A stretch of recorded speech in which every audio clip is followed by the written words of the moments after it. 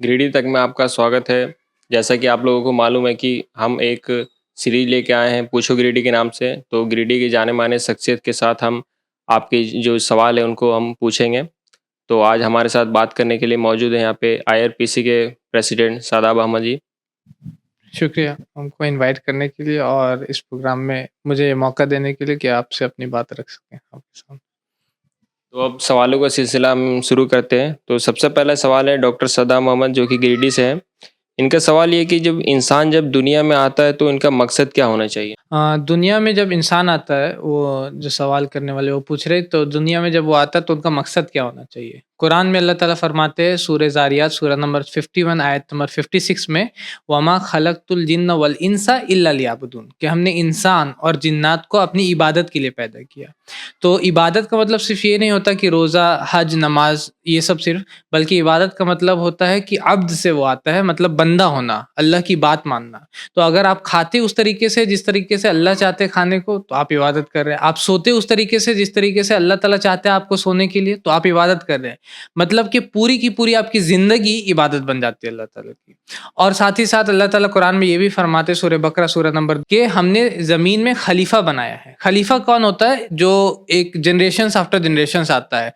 तो खलीफा का मतलब होता है कि अल्लाह ताला का जानशीन हम लोग हैं। जैसे इंडिया में वाइसरॉयस होते थे, वाइस प्रेसिडेंट होता है, प्रेसिडेंट का वाइस जो होता है, जब प्रेसिडेंट नहीं रहता तो वाइस प्रेसिडेंट काम करता है। तो खलीफा का भी मतलब वही होता है। अल्लाह ताला ज़मीन में नहीं आते, तो उनके बदले में एक खलीफा मतलब इंसान है, तो उसको क्या है, देख रेख करना है। तो हम लोग जब इन दुनिया में आए तो हमारा मकसद ये भी होना चाहिए, जैसे एनवायरनमेंट के ऊपर में, क्लाइमेट चेंज के ऊपर में हम लोग काम करते हैं, हमारे जनरेशन्स को हमको बचाना है, क्लाइमेट चेंज नहीं होना चाहिए जिसकी वजह से तबाही नहीं आए। तो वो भी आपका मकसद है कि आपको सबका देखभाल करना, और साथ ही साथ आपको ज़िंदगी में ये मकसद है आपका कि आपको इबादत करना है, मतलब अपनी ज़िंदगी अपने खालिक, अपने बनाने वाले की तरह, मतलब उनके बताए हुए तरीके पे चलना चाहिए। अब हम लोग दूसरा सवाल लेते हैं। दूसरा सवाल है वसीम अकरम जो कि वो भी गिरिडीह से ही हैं। इनका सवाल है कि दूसरी शादी करने के लिए क्या पहली बीवी से इजाज़त लेना ज़रूरी है क्या?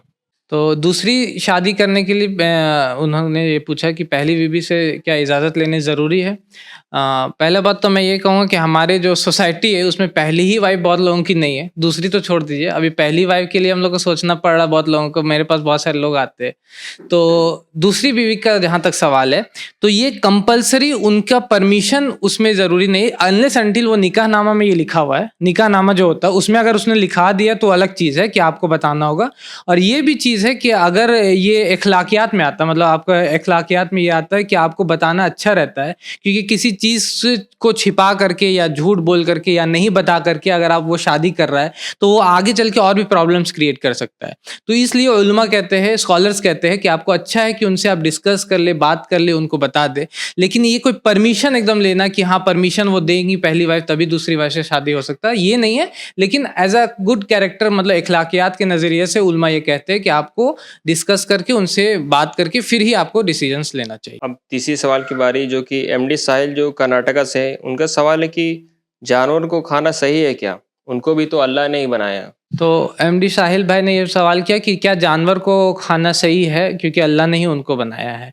तो ज़ाहिर सी बात है, मैं एक लाइन बोलता हूँ, जीव हत्या पे जब लोग सवाल करते हैं हमसे, तो हम बोलते हैं कि अगर कोई इंसान बिना किसी जीव की हत्या किए ज़िंदा रह सकता है, तो मैं सबसे पहले रहना चाहूँगा। क्योंकि आज हम लोग, क्योंकि साइंस के स्टूडेंट्स हैं, हम लोग को पता है कि हम लोग जब सांस लेते हैं या हम लोग जब खाते हैं या जब हम लोग डेटॉल या प्योरिटी ये सारी चीज़ों को यूज़ करते हैं, तो कितने सारे जीव मरते हैं। तो ये कहना कि हम लोग जीव की हत्या नहीं कर रहे हैं, ये पहले ज़माने में मतलब कि समझा जा सकता था। लेकिन अभी अगर कोई बोला है कि बिना किसी जीव की हत्या किए वो ज़िंदा रह रहा, तो ये इम्पॉसिबल है। इम्पॉसिबल है कि बिना किसी जीव की हत्या किए हम लोग ज़िंदा रह सकते हैं। साथ ही साथ पेड़ में भी जान होती है। आज की साइंस, जो सर जेसी बोस का यहाँ पर है, कॉलेज है हमारा जेसी बोस का, जिनका देहांत यहाँ पे हुआ था गिरिडीह में ही। तो उन्होंने क्या फाइंड किया था कि प्लांट्स हैव लाइफ, कि ज़िंदगी, पेड़ में भी ज़िंदगी होती है, जीवन होती है। तो अगर कोई बोल रहा है कि जानवर नहीं खाएंगे क्योंकि उसमें जीवन जान है, और पेड़ खा सकते हैं क्योंकि इसमें जान नहीं, तो ये भी इलॉजिकल है, क्योंकि हम लोग जानते हैं पेड़ में भी जान होती है। तो फिर इसीलिए, और हम लोग अपना बॉडी को भी अगर देखें तो हमारी जो दांत है उसमें कैनाइन्स भी है, और साथ ही साथ प्रीमोलर और चपटे दांत भी है, नोकीला दांत भी है। अगर अल्लाह ताला ये चाहते कि सिर्फ हम लोग ये खाए, वेजिट खाए, मतलब कि सिर्फ इस तरीके की चीज़ खाए जो कि चपटा दाँत से खाया जा सकता है, जैसे कि और जो हर्बीवोरस एनिमल्स के होते हैं, तो उन्होंने हमको कैनेन्स क्यों दिया? अगर अल्लाह ताला ये चाहते कि हम लोग गोश्त या यानी कि मांस नहीं खाएँ, तो हम लोगों को ऐसा डाइजेस्टिव सिस्टम ही क्यों दिया? तो ये बहुत सारे क्वेश्चन्स हैं जो कि हम लोग उनसे, जो भी हमारे भाई पूछ रहे हैं, उनको ये सोचना चाहिए कि अगर अल्लाह ताला चाहते हैं कि हम लोग अल्लाह ताला के मतलब और कुरान में तो ये साफ है, सूरह माइदा सूरह नंबर 5 आयत नंबर 1 में अल्लाह ताला फरमाते हैं कि आप मांसाहार कर सकते हैं। और भी आयतें हैं, सूरह मोमिनून सूरह नंबर 23 आयत नंबर 21 है। और ये भी बात एकदम क्लियर कट है आज के दौर पे कि हम लोग को ये पता है कि बिना किसी जीव की हत्या किए कोई जिंदा नहीं रह सकता है। तो अब यही है कि जिसको आपके खालिक, आपके बनाने वाले, जिसने जानवर को भी बनाया, जिसने आपको भी बनाया, जो वो इजाजत देते हैं आप उसको खा सकते हैं, और जिसको नहीं वो इजाजत देते हैं उसको आपको नहीं खाना। चौथा सवाल है मोहम्मद कासिद जो कि बिहार से, इनका सवाल है कि there are so many sects in Islam and which one we should follow. यानी कि इस्लाम में काफ़ी फ़िरके हैं बहुत सारे, तो हमें किस फ़िरके को फॉलो करना चाहिए? सबसे पहली बात, फ़िरका के ऊपर में कुरान में अल्लाह ताला फरमाते हैं, सूरह आल इमरान सूरह नंबर 3 आयत नंबर 103 में, वाअतसिमू बिहब्लिल्लाहि जमीअन वला तफर्रकू, कि आप लोग अल्लाह की रस्सी को मजबूती से थाम लो, यानी कुरान और हदीस को, कुरान और सुन्नत को, और आपस में फ़िरका मत बनाओ।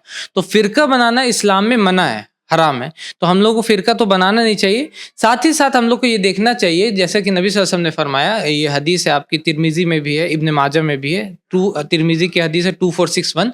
अल्लाह के नबी फरमाते हैं कि यहूदियों में 72 फ़िरके हुए, मतलब और भी लोगों में फ़िरके हुए, और ये मेरी उम्मत में 73 फ़िरका होंगे, और इसमें से अल्लाह के नबी फरमा रहे कि एक जन्नती होगा। तो उनसे पूछा गया कि कौन जन्नत में जाएगा या रसूल अल्लाह? तो वो कहते हैं कि एक हदीस में आता है कि वो कहते हैं कि जमात, वो बोलते हैं जमात मतलब कि पूरी की पूरी बॉडी को बोला जाता है, और एक हदीस में बोला गया है कि वो जो मेरे तरीके पे और मेरे सहाबा के तरीके पे होंगे। तो हम लोग को इसीलिए जो भी ये सवाल करे कि हमको किसको फॉलो करना है, तो आपको नबी सल्लल्लाहु अलैहि वसल्लम को फॉलो करना, उनके सहाबा को फॉलो करना है, आपको मेन बॉडी को उसको फॉलो करना है, ठीक है? तो ये चीज़, सबसे पहली बात तो फ़िरका नहीं बनाना चाहिए, लेकिन उसके बाद अगर आपको फॉलो करना है तो नबी सल्लल्लाहु अलैहि वसल्लम को फॉलो करना और उनके सहाबा, उनके असहाब को फॉलो करना है, ठीक है? और फ़िरका मतलब बहुत सारा ये भी चीज़ें, जहमिया है, मुतज़िला है, उस पे मैं डिटेल में नहीं जाऊँगा। तो वो सब के बारे में थोड़ा-थोड़ा आप जानिएगा भी, तब भी आप उससे बच सकते हैं कि जहमिया, कदरिया ये लोग कौन थे। कोई तकदीर का इनकार करता है, कोई अल्लाह के मतलब के एट्रिब्यूट्स का इनकार करता है, तो वो सब नहीं करना, ठीक है? पाँचवा सवाल है एमडी कलाम जो कि वेस्ट बंगाल से पूछते हैं। इनका सवाल है कि अगर कोई नमाज या कुरान पढ़ रहा हो और अगर उसके पास में सोने वाले इंसान उसके नमाज या कुरान पढ़ने से अगर उसकी नींद में कुछ डिस्टरबेंस आ रही तो उसका क्या हुक्म है? अगर कोई नमाज़ पढ़ रहा है या कुरान पढ़ रहा है, तो अगर किसी को तकलीफ़ हो रहा है, आप या कोई सो रहा है, या मान के चलिए कोई बीमार है, या किसी के सर में दर्द, कुछ ऐसा प्रॉब्लम है जिससे कि वो चाह रहा है कि मतलब कि वहाँ नहीं पढ़े, वो मतलब कि दूसरी जगह पे पढ़े, तो आप ऐसा कीजिए कि दूसरे जगह पे आप जाकर के वहाँ से पढ़ सकते हैं। किसी को तकलीफ़ पहुँचाना इस्लाम में मना है, ठीक है? नबी सल्लल्लाहु अलैहि वसल्लम फरमाए कि तकलीफ़ नहीं पहुँचाना चाहिए किसी को भी।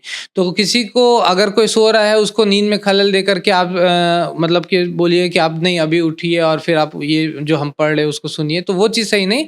हाँ, आप उनको बोल सकते हैं। अब नमाज़ जहाँ तक बात है, तो नमाज़ अगर वो नहीं पढ़ा जो सो रहा है, तो आपको उसको उठाना है, उसके साथ में पढ़ाना है। अगर वो पढ़ चुका है, तो आप ऐसा जगह पे पढ़िए जहाँ पे उसको ये नहीं हो। तो इस्लाम का एक बेसिक मतलब प्रिंसिपल है कि आपको तकलीफ़ लोगों को नहीं पहुँचाना चाहिए। किसी को भी आपको तकलीफ़ नहीं पहुँचाना है।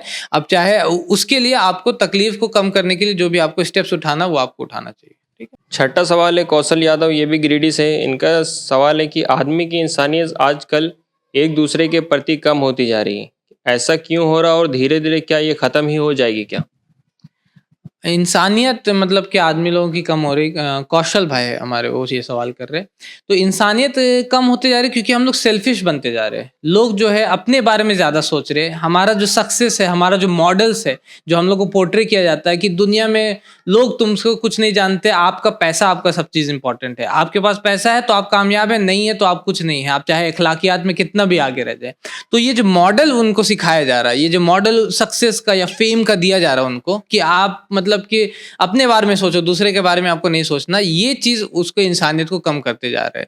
या जिसको बोला जाता है एथिज़्म में, एथिज़्म अगर आप देखिएगा, तो एथिज़्म में वो क्यों अच्छा काम करेगा? कोई भी एथिस्ट जो इंसानियत बोल रहे हैं कि हम इंसानियत का काम, मेरे हिसाब से कुछ लोग होते हैं जो बोलते हैं कि हमें इंसानियत का काम करना चाहिए और सबसे ज़्यादा इंसानियत के खिलाफ वही काम करते हैं। इंसानियत बोल करके वो सबसे ज़्यादा इंसानियत के खिलाफ काम करते हैं। मेरे हिसाब से हम लोगों को इंसानियत के साथ-साथ इंसान के बनाने वाले पे भी मानना चाहिए। तब हम लोग क्या कर सकते हैं कि साथ ही साथ अगर आप इंसानियत का काम करते जब हम, तो हमको पता रहेगा कि हमको इसका अज्र, इसका बदला हमको मिलेगा एक दिन। भले ही कोई चीज़ हमको सही नहीं लग रहा, हमको लग रहा है कि अगर किसी की हम मदद कर लेंगे तो मेरा पैसा कम हो जाएगा, मेरा नुकसान हो जाएगा, लेकिन इसका हमको बदला, इसका अज्र हमको एक दिन मिलेगा। तो वो जो कांसेप्ट है, इसके ऊपर मैंने एक पूरा लेक्चर दिया, इस्लाम या सिर्फ इंसानियत। तो इंसानियत की बातें जो इस्लाम हमको सिखाता वो भी, और साथ ही साथ इंसानियत के बनाने वाले पे भी आप मानिएगा, तो उससे क्या होगा कि आपका इंसानियत और बढ़ेगा। और सिर्फ बोलने से नहीं होगा कि लोग इंसानियत की बात सब करते हैं, बीइंग ह्यूमन और सारी चीज़ें बोलते हैं, लेकिन साथ ही साथ हमको उस पे अमल भी करना होगा, और उसके लिए हमको इंसानियत के बनाने वाले पे भी मानना होगा। अगला सवाल शेख पठान का है, जिनका सवाल है कि आपके ट्रुथ कॉन्फ्रेंस में मैं जो जा नहीं पाया, क्या आप शॉर्ट में उसके बारे में बता सकते हैं? हमारा एक कॉन्फ्रेंस हुआ था, ट्रूथ कॉन्फ्रेंस, अभी पिछले संडे।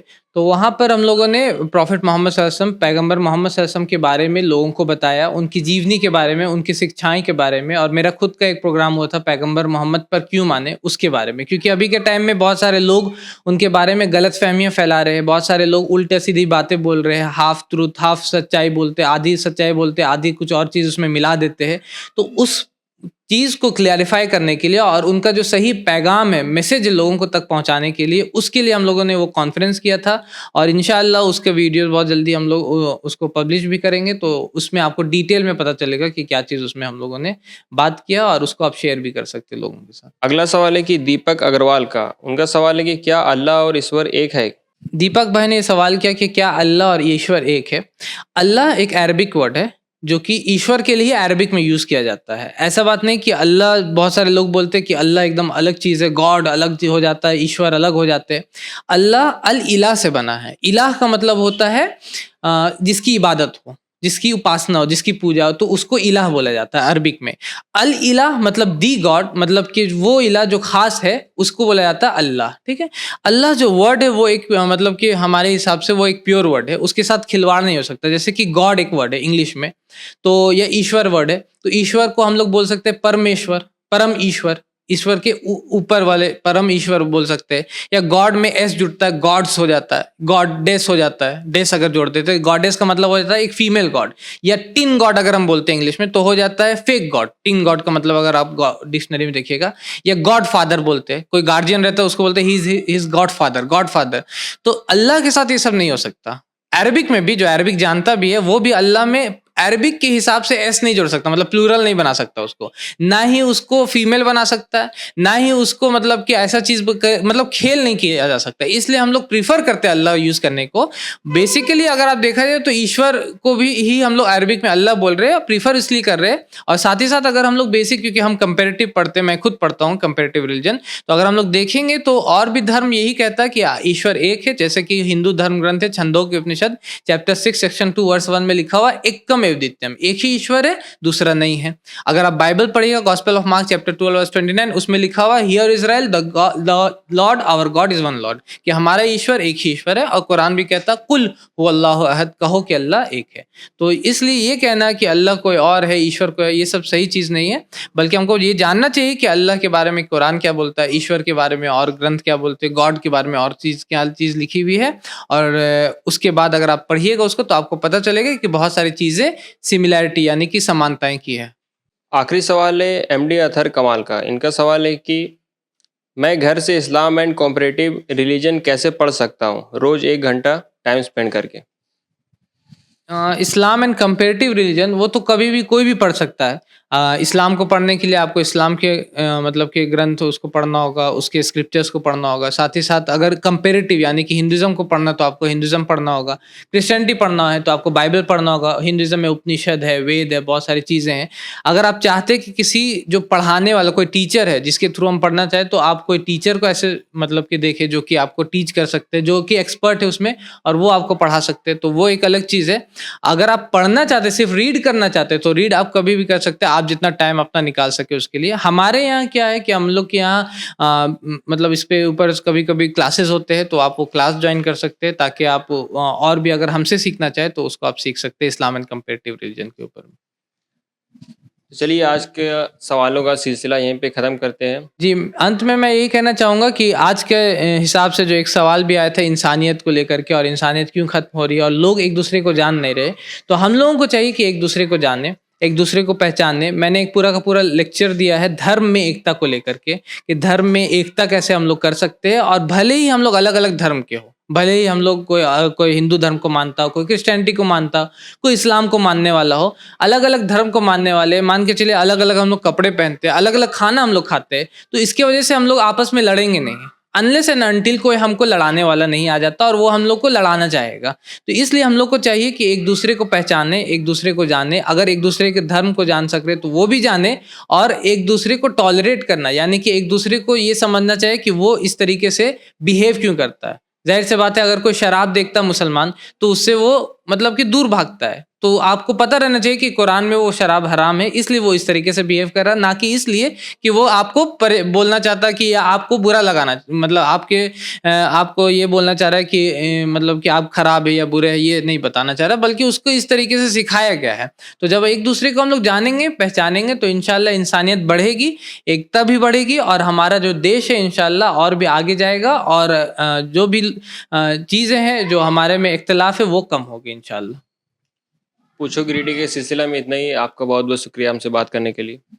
शुक्रिया दानिश भाई हमको ये मौका देने के लिए, और पूछो ग्रीडी के टीम को भी बहुत-बहुत शुक्रिया कि मुझे ये मौका दिया गया, जिससे कि मैं अपनी बातों को और अपने ख़यालात को आपके सामने रख सकूँ। हमारे चैनल IRPC इंडिया को सब्सक्राइब करें और बेल बटन पे क्लिक करें, ताकि हमारा सारा वीडियो आप तक ज़रूर पहुँचे।